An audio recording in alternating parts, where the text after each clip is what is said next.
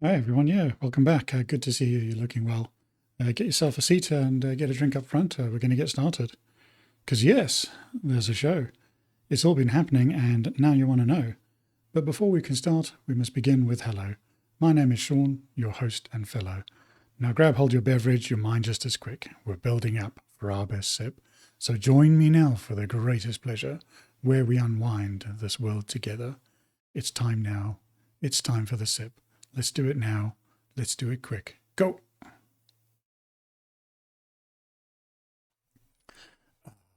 Delicious. Well, a 38-year-old fugitive from Ghana, already wanted by police and sentenced in absentia for various crimes, was on the run in the small town of Galatone in southern Italy. When cops started closing in, he spotted a big public live nativity scene, complete with all the actors and shepherds and angels and the three wise men, and decided this was his master escape plan. He jumped in and struck a dramatic pose as one of the wise men and tried to blend in perfectly like a human statue. Locals and the mayor eventually noticed the random extra character who wasn't part of the show.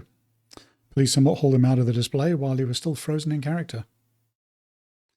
The mayor himself helped identify him, and the whole thing became an instant Christmas viral sensation. So I'm not sure how the man from Ghana didn't get away with blending in with such an angelic scene, but I guess there's always a job for him at Netflix when he gets out of jail. So normally I would go into a couple of sections on the next parts of this of the show, but I thought I'd do something a little bit different today and actually just focus on one topic. And the topic at the moment is the SPLC. So after the show I did yesterday, I carried on looking into them, and some surprising history and some surprising things. I don't really know a great deal about these guys. I know Scott Adams mentioned them several times, and he was never really positive about them. So I wanted to kind of take it from the top and just figure things out from the start. So if you take the name like Southern Poverty Law Center, just on the surface, poverty is the most active word in that name, and also the most visual. It would be hard to have an argument with someone and say, that place that has poverty in the name, and they claim to be fighting injustice. Yeah, well, they're doing bad things. Your brain is already primed to be on the side of anti-poverty. Then Southern is the next helper word there. The South has had more of an issue with poverty than the North. And the double whammy of it prefixed to poverty just strengthens that mental position in your mind. Then you add law onto that in the name, and that kind of gives it an unquestionable professional legal feel. They are fighting poverty and injustice with the law.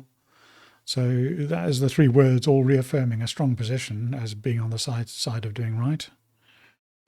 And then center kind of gives it a community feel, like they're there for you.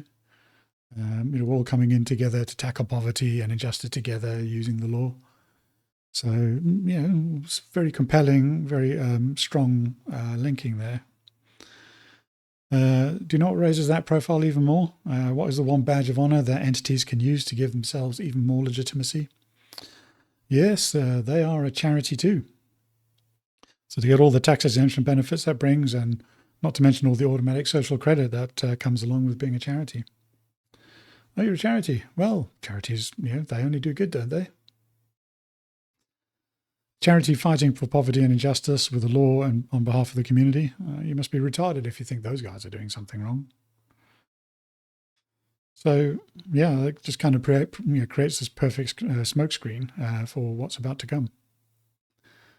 They started in 1971 as a charitable organization focused on civil rights, legal advocacy, and public interest work.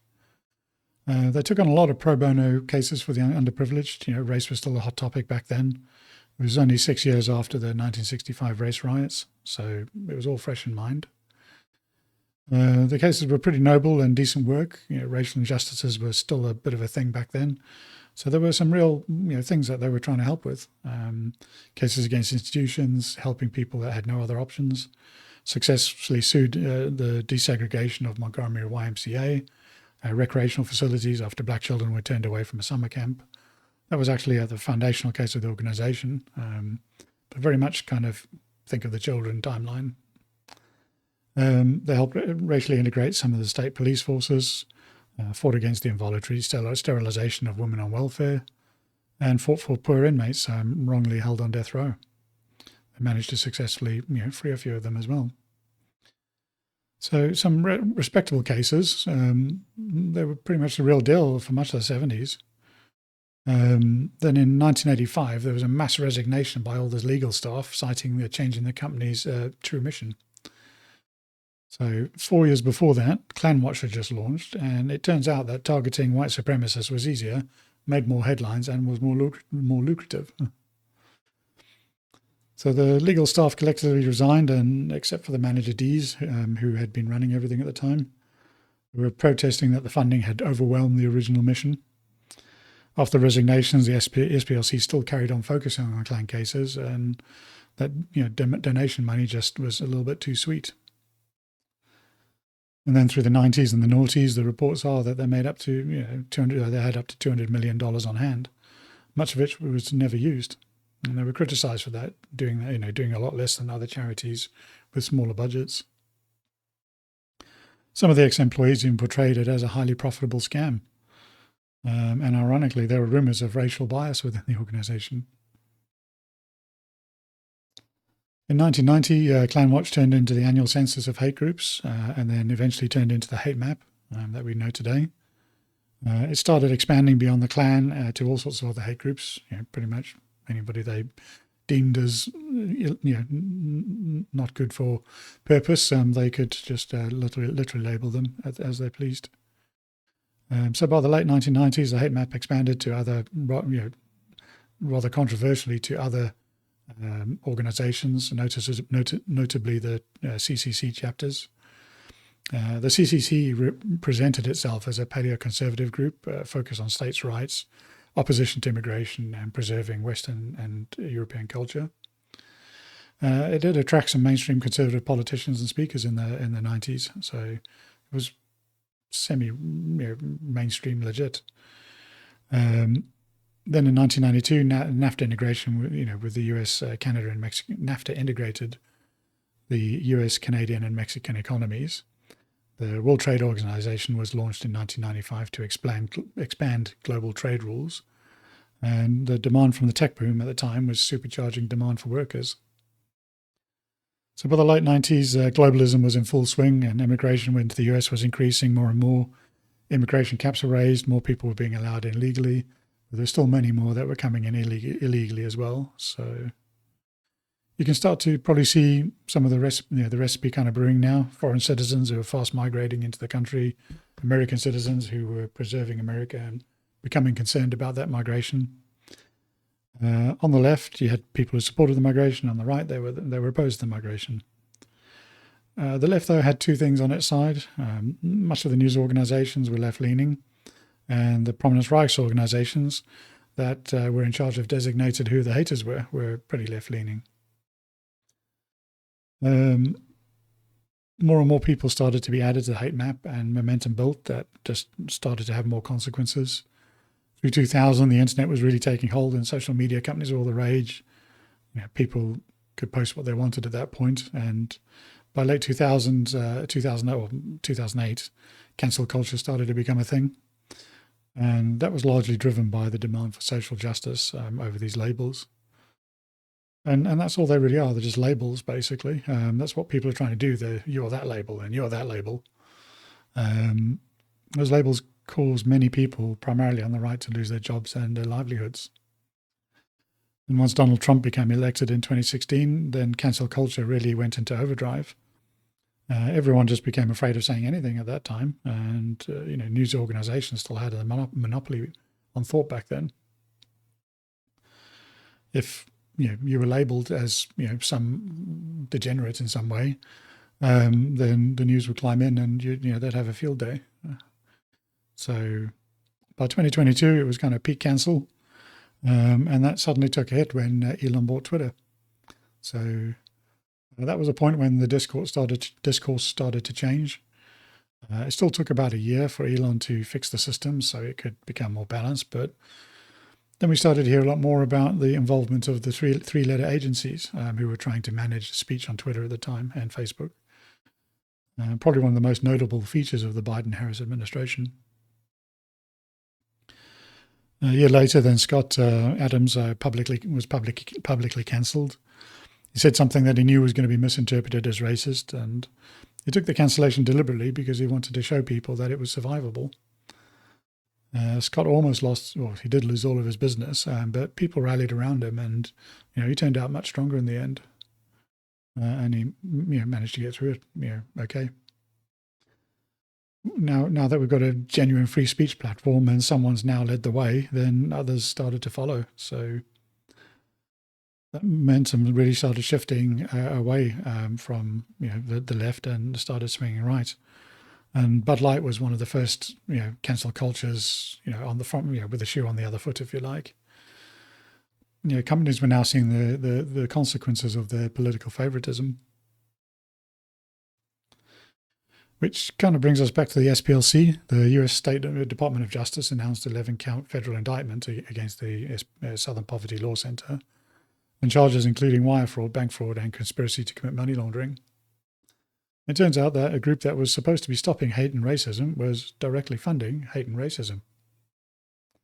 We're not talking about small fry either. Allegedly, they were directly paying the people at the very top, 8 in total. It said that more than $3 million was paid between 2014 and 2023.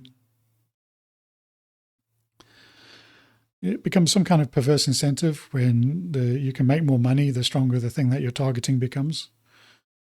It means that it's going to be a good outcome for the both of you, but not for anybody else whose money is being taken for a ride. The stronger the KKK is, the stronger the SPLC was. So the claim is that these payments were for informatives. It's a little bit suspect to me. Normally you'd be paying the low-level people for information to take out the guys at the top. You should be able to measure the impact of that information here as well, but the problem there is that the people making the claim are also in charge of manufacturing the evidence. The SPLC is the primary organization tracking these things. So, oh yes, definitely, things are better now. Yeah, much better. Just look at the stats. So it does take a little while to get used to the idea because it seems like so outrageously crazy. It just doesn't register the first time you hear it or the second time you hear it. A prominent race rights organization was funding the leaders of the premier race-hating organization. A black social rights organization gave several $1 million to the KKK, even though that money was meant to fight them. And put more simply, a race rights organization was funding race hate with other people's money. So, it's not only that, but the same organization was dogged by alleged allegations of internal racism for decades, which then just adds hypocrisy on top of the hypocrisy. I mean, that was the case up until these charges were made. So there's no more real detail at the moment. Initial proceedings are yet to happen, so there'll be a little time before we find out much more. But it is quite possible the SPLC will get shut down because of this. But we'll just have to see how that plays out, though. The legal cases will no doubt be quite difficult to get through. So, yeah, that's kind of the end of my notes at the moment. That leaves me with my final thought, which is, when evaluating anyone's performance, you have to look at what they do more than what they say. What they say just gives you context, and that context may or may not be accurate. It depends on what they tell you. You have to look at what they do. What actions do they take? That will reveal the unspoken motivation if those actions are incongruent with what is being heard. And you should start looking with both eyes more carefully. And with that, I will wish you well and say see you later. Cheers.